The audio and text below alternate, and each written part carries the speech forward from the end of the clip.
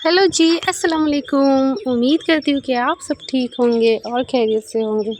तो यहाँ जी ये जो पेड़ बड़े हो गए थे, इनकी कटाई छटाई जो है हो चुकी है, क्योंकि काफ़ी लंबे हो गए थे तो काफ़ी बेकार लगने लगा था। अब ये देखिए किस तरह से खूबसूरत लग रहा है। तो यहाँ ये देखिए कब इसमें कली निकलेगी तो मैं आपको बताऊँ। ये देखिए आज कौन सा कीड़ा ये दिख रहा है। इसका नाम जो जानता होगा उसे प्लीज़ मुझे कमेंट बॉक्स में ज़रूर बताइएगा कि इस कीड़े का नाम क्या है।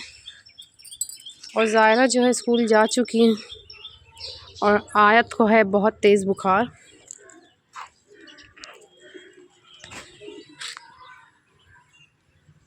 और बारिश जो है देखिए शुरू हो चुकी है।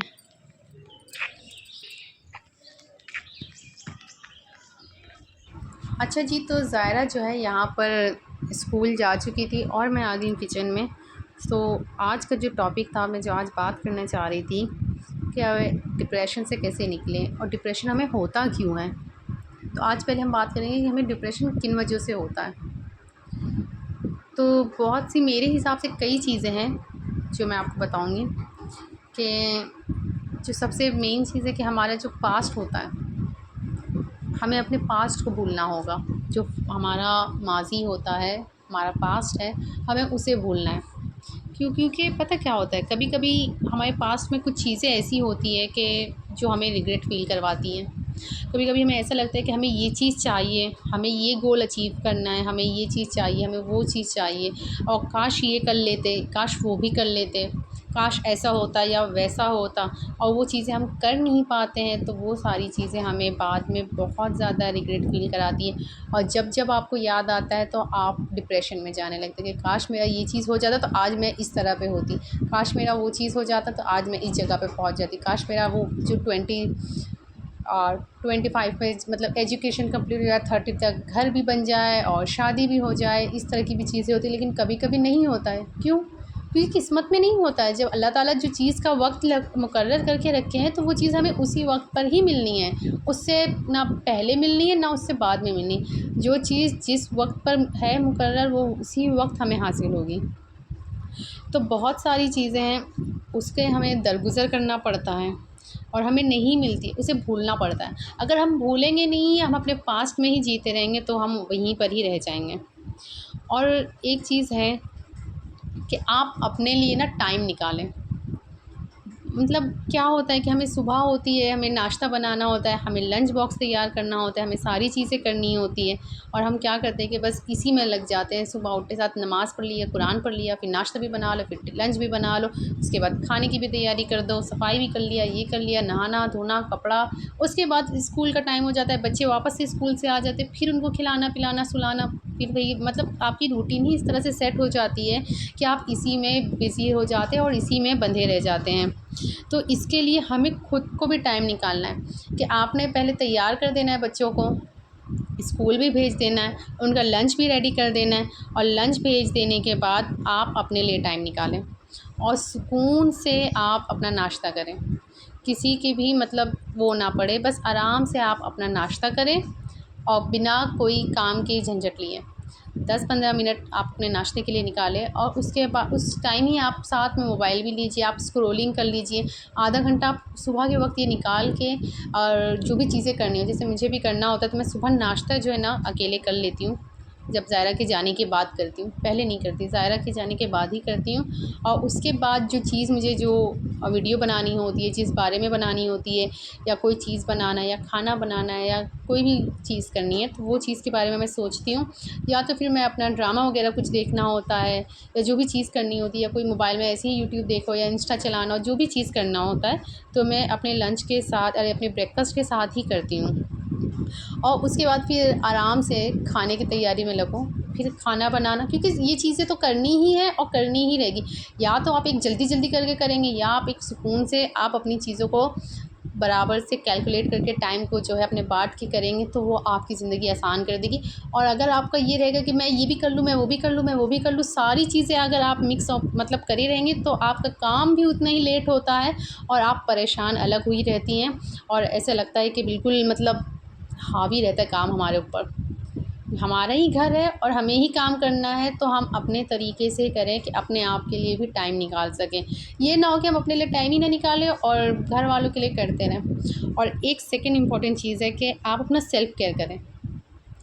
सेल्फ़ केयर जो है वो बहुत इम्पॉर्टेंट चीज़ है कि आप अपने ऊपर ध्यान दें, क्योंकि क्या होता है, ये सारे काम करने के चक्कर में हम अपने ऊपर ध्यान ही नहीं देते। हम अपना, कोई आपको बाहर से उठ के नहीं आके बताने वाला कि आपने ये चेहरा आपका कैसे हो रहा है या किस तरह से लग रहा है, या आपके घर वाले। ये मेरा पर्सनल एक्सपीरियंस है कि मेरे साथ भी हो चुका था, लेकिन कोई मुझसे ये नहीं कह रहा था कि तुम्हारा चेहरा कैसे होता जा रहा है। मेरे चेहरे पे मतलब रिएक्शन कर गया था, और कोई मुझसे ये बोलने वाला नहीं था कि हाँ आपका ये चीज़ मतलब बेकार लग रहा है, डॉक्टर को दिखाना या कुछ भी नहीं। जब मैंने खुद से उठ के मैंने देखे कि मुझे तकलीफ़ ज़्यादा होती जा रही है और मेरा चेहरा जो है ज़्यादा ख़राब होता जाए, तो मैं खुद उठ के गई। मुझे खुद जाना पड़ा कि नहीं, मैं मुझे जाना पड़ा। कोई मुझसे नहीं बोलेगा कि भाई तुम्हारा चेहरा ऐसा क्यों होता जा रहा है या तुम जाके दिखा करो, तो ऐसा कोई नहीं कहने वाला। खुद से करना है आपने, और खुद अपने लिए खड़े रहना है, कोई आपके लिए नहीं खड़ा होता। तो आप अपने सेल्फ़ केयर करें।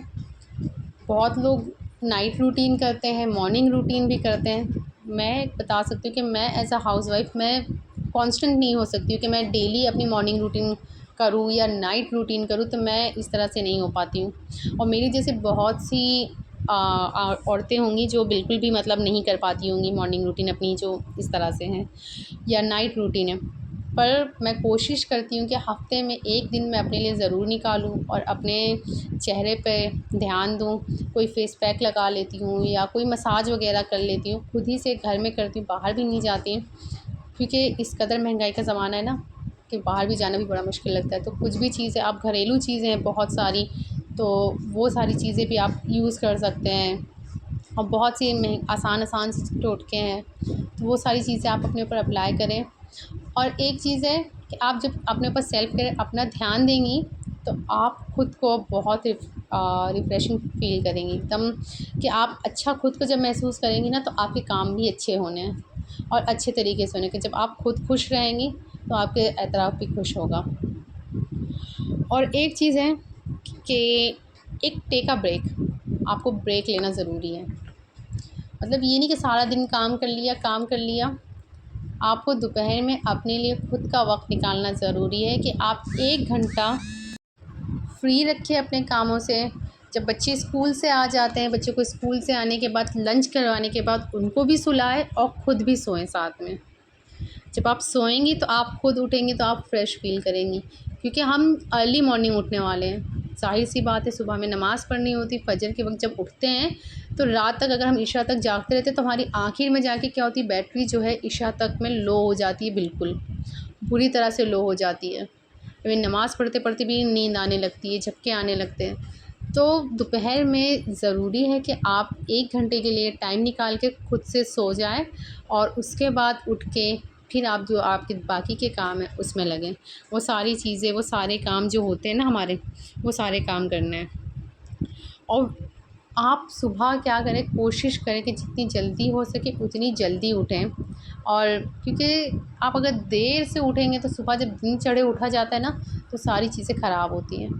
नमाज़ पढ़ के आपने थोड़ा देर के लिए अगर सोना है तो आप थोड़ा बहुत सो सकती हैं, लेकिन अगर कोशिश करें कि साथ ही में उठ के सब कुछ जो भी करना है, और कुरान जो है सुबह ही में पढ़ लें।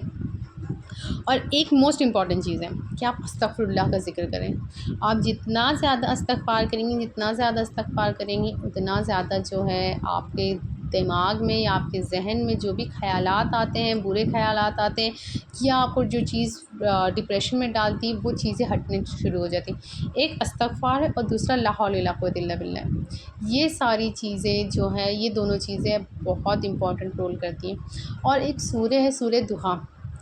ये सूरह अगर आपने पढ़ ली, इसके मायने के साथ इसको सुने, पढ़ने से ज़्यादा आप अगर इसको सुनते हैं ना, अगर इसका तर्जुमा भी सुनेंगे ना, तो आपके दिल पर असर करती है। ये जो है डिप्रेशन से, एंग्ज़ायटी से आपको बहुत रिलीफ़ देगी सूरह दुआ। इसे आप ट्राई करके देखिएगा, ये बहुत मतलब है, मतलब पावरफुल, जिसे मैंने पर्सनली फ़ील किया है कि ये चीज़, आप अगर तकलीफ़ में हो और आप कुछ बहुत ज़्यादा डिप्रेशन हो रही है, आप बहुत ज़्यादा डीमोटिवेट हो रहे हैं, तो आपको इससे मोटिवेशन मिलनी है, सूरह दुआ से। और एक चीज़ है जो बहुत इम्पॉर्टेंट है मेरे हिसाब से, मेरी नज़र में ये सबसे ज़्यादा इम्पॉर्टेंट चीज़ है, और ये चीज़ जो है हमें सबसे ज़्यादा डिप्रेशन में डालती है, नेगेटिव पीपल। जो हमारे आसपास नेगेटिव पीपल होते हैं, stay away from negative people, इनसे दूर रहें। ये जो लोग होते हैं ना, ये आपसे कभी खुश नहीं होते, कभी खुश हो ही नहीं सकते हैं, और आपको कभी खुश होने देते नहीं हैं। ना वो खुश रहते हैं और ना आपको खुश रहने देंगे। तो इनसे जितना ज़्यादा दूरी हो सकती है उतनी ज़्यादा दूरी करें। और एक चीज़ है कि आप एक टाइम पे सबको खुश नहीं रख सकते, कि एक टाइम पे सारे लोग आपसे खुश हो, नहीं, कोई ना कोई आपसे नाराज़ ही होना है, और हमेशा नाराज़ रहेगा। कोई ना कोई एक ज़रूर आएगा आपकी ज़िंदगी में जो आपसे नाराज़ होगा। तो ऐसे लोगों की फ़िक्र नहीं करनी, आपने वो करना जो आपका दिल करे और जो सही हो। लोगों को ये भी नहीं कहूँगी कि हट कर के काम करें, नहीं, लोगों को तकलीफ़ दे के करें, नहीं, वो उस तरह से भी नहीं करना है। बस इस तरह से रहना है कि जो आपको खुश करता हो, जो चीज़ आपको अच्छी लगती हो और जो आपके हक़ में बेहतर हो और दूसरों को तकलीफ़ भी ना दे, वो काम करें। और जिन लोगों से आपको तकलीफ़ हो ना, जो लोग आपकी ज़िंदगी में नेगेटिविटी फैला रहे हों, इन लोगों से तो आप बिल्कुल मतलब दूर रहें। क्योंकि बाज़ औक़ात होता है कि मतलब ये नहीं कहूँगी कि मेरे ससुराल में होता है, बहुत से लोग मिलेंगे आपको, ससुराल में भी मिलेंगे नेगेटिव पीपल, आपको मायके साइड में भी मिलेंगे नेगेटिव पीपल, आपको जहाँ अगर आप ऑफ़िस में काम कर रहे हो या आपके कलीग में हो, आपके फ्रेंड सर्कल में हो या आपके कोई ग्रुप सर्कल में हो, आपके पड़ोसी हो, कहीं न कहीं आपको किसी न किसी शक्ल में ज़रूर से ज़रूर आएँगे नेगेटिव पीपल, और नेगेटिव वाइब्स उनके पास से बहुत आती हैं, और इसी तरह हमेशा से होगा। तो ऐसे लोग से क्या करना है, ऐसे लोगों से दूरी बरकरार रखनी है। कभी ये होता है कि उन लोग आपसे बात नहीं करते, आपको अवॉइड करते हैं, कभी कुछ तरीके से करते हैं, कभी आपको हसद की नज़र से देखते हैं, जलन की नज़र से देखते हैं, मतलब कुछ ना कुछ आपके लिए करते हैं, और ऐसे लोगों से आपको क्या करना है, दूरी ही बरकरार रखनी है, हमेशा दूर रहना है। आप वो करें जिससे आप खुश रहें। अगर ऐसा भी नहीं हो सकता कि हम उनसे दूर भी रह सकते हैं, क्योंकि हमारे ख़ास रिश्तेदार में होते हैं या ख़ास फ्रेंड्स में होते हैं या कलीग में होते हैं या ऑफ़िस में होते हैं, क्योंकि उन लोग के साथ हमें रहना पड़ता है या उनके साथ रहकर हमें काम करना पड़ता है। तो ऐसे लोगों को क्या करें, इनको देख कर बस ला हौल वला कुव्वत बोलें। आप ज़िक्र करें ला हौल वला कुव्वत का या इस्तग़फ़ार का, तो देखिए आपके ज़हन से कैसे निकलेंगे ये लोग। ऐसे जाते हैं ना कि पता नहीं चलता है। ये मेरा पर्सनल एक्सपीरियंस है, मैं आपको बता रही हूँ कि ये बहुत ज़्यादा फ़ायदा करता है, इस्तग़फ़ार और ला हौल वला कुव्वत का ज़िक्र, और बहुत ज़बरदस्त होता है। तो आई होप कि आप लोगों को मेरा जो ये ज़िक्र जो था मैंने बताया है आप लोगों से, आपको पसंद आया हो, और आप लोग लाज़मी कोशिश करें कि अपने ऊपर सेल्फ़ केयर पे ध्यान दें और नेगेटिव पीपल से दूर रहें। और एक चीज़ और है कि आप जो है ना, डेली वॉक पर जाएँ, कि आप रोज़ चलें फिरें, कहीं पे भी थोड़ा देर के लिए निकल जाएँ, कहीं बाहर चले जाएँ, तो आप कैसे फ्रेश फ़ील करेंगे। या तो अगर आपके घर में छत है या बालकनी है, तो आप उसमें थोड़ा-सा राउंड वग़ैरह लगा लें, तो उससे भी आपको बहुत अच्छा फ़ील करेगा। और उन लोगों से बात करें जिनसे आप खुश होते हैं, उन लोगों के साथ में रहें, उन लोगों के टच में रहें। और सबसे जो अच्छी चीज़ है बताऊँ, वो अल्लाह है। अल्लाह से आप बात करना शुरू अगर कर देंगी, तो आपको किसी और की ज़रूरत नहीं पड़ेगी कि ये बातें उनसे बतानी है, इनसे बतानी है, उनसे बताओ या कुछ, और इस तरह की बातें करने की ज़रूरत ही नहीं पड़ेगी। तो आप बहुत सारे लोगों से बच जाएँगी। आप ज़रूर मेरी और टिप्स को और इसको ध्यान दें और ध्यान में रखें, और इंशाअल्लाह मैं आपके साथ फिर हाज़िर होंगी कुछ अच्छी नई वीडियोज़ के साथ और कुछ नई अच्छी मोटिवेशन के साथ। तो जब तक के लिए अल्लाह हाफ़िज़, दुआ में याद रखना। ब्लॉग पसंद आए तो लाइक करें, चैनल को सब्सक्राइब करें, शेयर करें। अल्लाह हाफ़िज़।